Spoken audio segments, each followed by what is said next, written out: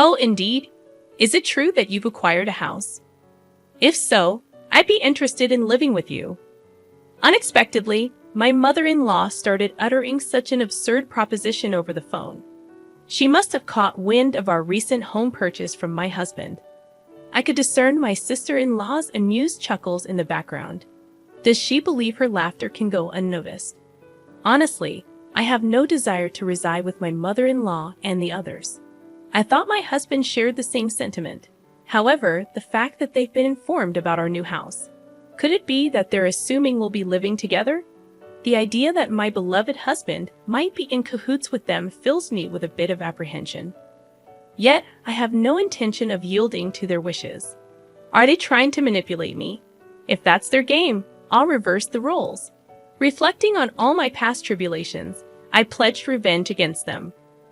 I am Kate Thompson, 30 years old, working as an ordinary employee at a major financial corporation. I married my husband Joe 3 years ago, and though we don't have children yet, there's a valid reason for that. A decision we both took seriously. Joe and I are fully committed to our careers, toiling daily with the aim of advancing. Once our professional lives stabilize, we plan to build our own home and create a stable environment for raising children. We've agreed to revisit the topic of having kids once our careers settle down. This was a decision we made earnestly, sharing our genuine feelings and thoughts. We do aspire to have children eventually, and now, as we prepare for that, I find myself recalling all my past struggles. Then, one day, I successfully executed a well-planned project at work, and my promotion was officially confirmed. While my salary was already sufficient, the promotion brought even more comfort to our lives. On the other hand, Joe, although not promoted, received a substantial salary increase due to his years of service. With both our incomes on the rise, I felt it was time to turn our long-held dream into reality. So I broached the topic with Joe. Joe, I want to talk to you. Over the past year, both of us have had stable incomes. I think it might be time to consider getting our own home. What do you think? Oh, is it time already? From his excited voice, I could tell Joe was thrilled. Actually, I've been thinking about it too, but since I haven't been promoted yet, I felt a bit hesitant to bring it up. Don't worry about that. It's not like only one of us needs to earn money. I was thinking it might be okay to build our home in my name. Really? Well, you do earn more now. If you're okay with it, let's build our home in your name. All right, let's proceed with that. Let's go see some model houses on our next day off. Sounds great. Let's go. We shouldn't miss this opportunity. I really feel grateful for choosing Joe at times like this, as we share the same values. The following week, we made an appointment to view model homes as planned. We looked at various types of houses, expanding our vision for our own home. On weekends, we began creating simple floor plans together, researching online. During a recent visit to a construction company, they suggested that instead of leaving everything to them, it's better if we create our own image for a more satisfying home. So Joe and I started building that image. However, neither of us has much knowledge of architecture or design. Even with research, it takes time to put it into practice. While taking breaks, we continued working, and then the doorbell rang. I thought it was a delivery, but when I opened the door, my mother-in-law was standing there. Unexpectedly, Mother, what brings you here so suddenly like this? My mother-in-law sometimes visits our place without notice. She glared at me and, without a word, took off her shoes and went into the house on her own. I'm here, Joe. Mom, what's up? Surprised by his mother's call, Joe showed a startled reaction. Did you have some business around here? To Joe's question, his mother looked a bit perplexed. Yes, I told Kate about it over the phone a little while ago, but it seems Joe didn't know. I see. Maybe Kate forgot to tell me. Seems like it. Kate, even though she's still young, has a terrible memory. That's not true, Mom. It's not forgetfulness. Kate is incredibly busy with work, and at the same time, she takes care of the household. Her mind is always full of things to do. You're such a kind boy, Joe. If your late father were here, he definitely wouldn't have forgiven that. I really respect Kate from the bottom of my heart. So, Mom, why did you come here today? To Joe's question, his mother smiled contentedly. Then, she slowly took out a travel brochure from her bag, spread a page with a post-it note on the table, and showed it. Listen, Joe. I've always wanted to go to Niagara Falls. Won't you take me, please? My mother-in-law began to say such things excitedly out of the blue. Caught off guard by the sudden request, both Joe and I were left staring at her, mouths agape. My mother-in-law, relentless, kept pressing Joe, who was clearly flustered. Come on, Joe, you agree, right? Think of it as a way to show filial piety. Wait a minute, Mom. I'm in trouble if you suddenly say you want to go on a trip, though you can come too. Actually, I was thinking of going with Claire, but if Joe wants to go, I'm delighted to turn it into a family trip. Claire is Joe's sister. What are you talking about? Kate is here, and I can't get time off from work. But it's strange for me to pay for a trip for you and my sister, right? Not strange at all. Spending money for the family is a wonderful thing, don't you think so, Kate? Suddenly turning to me, my mother-in-law sought my agreement. Though shaken, I firmly expressed my opinion to her. Well, using one's own money for family isn't bad, but I think imposing it on others is different. What do you mean by that? Are you saying I'm trying to extort travel expenses from Joe?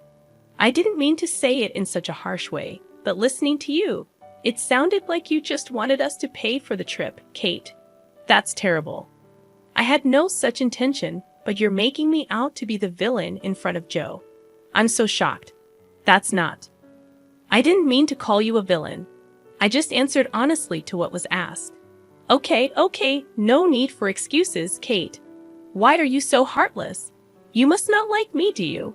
My mother-in-law, visibly upset, glared at me with icy cold eyes. It always turns out like this when she comes over. She always finds some reason to demand money and then squanders it with Claire, Joe's sister. Spending money for the family sounds nice, but what my mother-in-law does is practically extortion. The situation is entirely different when Joe gives them money out of kindness. No matter that they're family, I never really liked Joe's brazen mother and sister. According to Joe, his mother and sister became so selfish after his father passed away. Joe's father died when he was in high school, and since then, they have lived as a trio. While his strict father was alive, he watched over the finances. But with his departure, there was no one to stop them, and they even freely spent the life insurance money. Also, since Claire works part-time, not as a full-time employee, her salary is low, and their life is always on the edge. So this is why she regularly visits our house, making excuses like life is tough, or I want to relax and travel somewhere to extort money from Joe. Before marrying Joe, it seemed he was at the mercy of his mother and her demands after his father's death. A sense of dependence for being cared for by his mother had bound Joe. However, since marrying me, Joe seems to be gradually realizing their true nature. Even when repeatedly asked for money, recently he's been trying hard to refuse. For Joe, that's quite a growth. Moreover, he has recently become able to speak back firmly to his mother. To my mother-in-law's spiteful words like, "You don't like me, do you?" Or "Why should I for such an uncharming daughter-in-law?" Joe responded clearly. "Just because you're my mother doesn't mean you can speak badly of Kate. Didn't Kate just answer what you asked her, Mom? You're taking Kate's side. What are you talking about?" "I think you're in the wrong here, Mom. That's so unfair. Surely Kate must have poisoned your mind against me. Poor thing, you were such a kind child before we got married. I'm telling you that's not it. I'm saying this because I think so." Joe's firm response surprised my mother-in-law, who was not used to being talked back to like that. With a frustrated look, biting her lower lip, she said, "Fine," and left. "Kate, I'm sorry. I'd always make you feel uncomfortable." "No, it's okay. You stood up for us this time. Once we build our own home, we'll be further away. Let's not interact with Mom and them." "Then yeah, that would be a relief. If you're okay with it, Joe, I'm grateful. The place we are considering for our new home is quite far from our current apartment. improving the convenience to both of our workplaces. Our current apartment is about 5 train stations away from Joe's parental home, but the new house will be 3 times farther and require transfers. The route from the station is also complex, so if we don't give them the address, it won't be able to find our new home. It's a good chance to cleanly break off our relationship with my mother-in-law. Later, we submitted our imagined floor plan to the construction company, and the construction started 2 months later. After about half a year, our $500,000 dream home was completed. We managed to squeeze some time from our busy work schedules to pack a few days before the move. I received a call from my mother-in-law on my smartphone. Busy packing. I turned on the speaker and answered the phone. "Hello," I said, and my mother-in-law started speaking in an unusually high-pitched voice. "Kate, when are you moving? You bought a house, right? I want to live with you." Suddenly, on the phone, my mother-in-law began to say such an outrageous thing. She must have heard about our new home purchase from Joe. I could hear Claire, my sister-in-law, chuckling in the background. "That's great. We can make Kate work for us every day. Mom, you came up with a good idea." Do they think their words aren't reaching me? It's clear they plan to piggyback on our move. I imagine them planning to use me for an easy life. Honestly, I have no intention of living with them. I thought Joe felt the same, but telling them about the new house. Could it be that they're assuming we'll live together? The thought that my beloved Joe might be in league with them fills me with a bit of fear. But I have no intention of letting them have their way. They're probably trying to use me, right? If that's the case, I'll turn it around and use them. I told them the date of our move. Then my mother-in-law and Claire said, "We'll come to the apartment in the afternoon on that day. Take us with you in the car, and arrange the movers for us too." They hung up after making their demands. But of course, I have no intention of complying. For now, I'll check the facts with Joe. As I was about to go and tell Joe this, he was already standing behind me. "Joe, you were there. I came to say we should take a break. But was that Mom on the phone just now?" "Ah, yes. I was going to talk to you about it too." "Why did you tell your mother about our new home?" "It's not like that. Actually, when Mom came over last time, she seems to have seen the floor plan of our new house. She kept pestering me about it every day. So, Kate, I'm really sorry." "I see. So you don't intend to live with your mother, right?" "Of course not. After hearing that phone call, I'm even thinking it's better to cut ties with her." Joe's expression was filled with more anger than ever. It was the first time I had seen him this angry. From what Joe told me, my mother-in-law had seen the layout of our new home and was convinced it was a spacious house. She had pretended to be interested and called Joe repeatedly, asking him about the number of rooms and details of the facilities. But it seems that Joe is on my side, which relieved me. Then there's no problem at all. This made me determined to get my revenge on my mother-in-law. I've had enough of her saying whatever she wants, but it's goodbye to that now. I'll make sure to settle this properly. And so, the day of the move arrived. Joe and I had the movers transport our things in the morning and headed to our new home in our car. By the time we finished moving everything, it was already past 1:00 p.m., checking our phones while taking a break. We saw dozens of missed calls from my mother-in-law. "She called me too," Joe said, sounding weary. Then, my mother-in-law called again. I answered the phone with the speaker still on. Hello, Kate. Where are you? I told you I'd be at the apartment in the afternoon, didn't I?" Yes, you did say that. So what can I do for you?" "What do you mean? You didn't arrange for the movers. I've been waiting at home, and not a single truck has shown up. So I had to go to your apartment myself." "Is that so? Well, that's too bad. You know I didn't arrange for any movers." "What? That's not the agreement. Where is your new house?" "Huh? You really think I'd tell you?" After saying that clearly, my mother-in-law uttered a dumbfounded huh. She probably thought that as long as Joe was there, she could always have her way. But Joe is different now.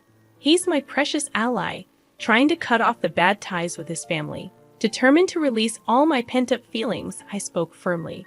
Just to let you know, neither Joe nor I have any intention of living with the two of you from now on. Please don't involve yourselves in our lives. What are you saying? Your opinion doesn't matter. It's up to Joe to decide. At least tell me where the new house is right now. Huh? How are you going to get here without even knowing the address? This house is in my name. I have the right to decide who lives here.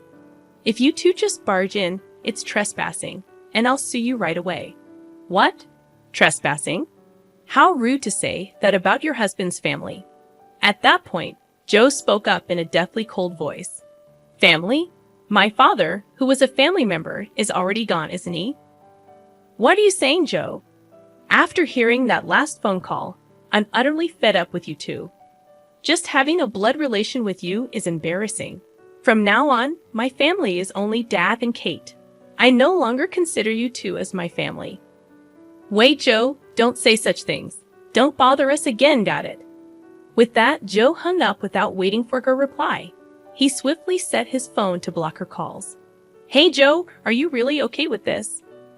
Yeah, I finally realized that Mom was just using me to her advantage. I feel completely relieved now. Joe looked truly refreshed, sincerely believing what he said. That's how we, as a couple, managed to cut off the bad ties with my mother-in-law and sister. Afterwards, they had to change their lifestyle drastically, as Joe stopped supporting them completely. Without any contact with Joe, they lost their fallback option. Later on, my sister-in-law's part-time income wasn't enough, and my mother-in-law had to start working part-time as well. Being a housewife for so long, she wasn't used to the working environment and was clumsy, often being disliked at her workplace. Meanwhile, we live a peaceful life in our new home, with no sudden visits from my mother-in-law anymore. We are truly stress-free. I'm endlessly grateful to Joe for believing in me and cutting ties with his toxic blood relatives. We might face various challenges in the future, but even then, I trust Joe, and we will support each other and walk through life together.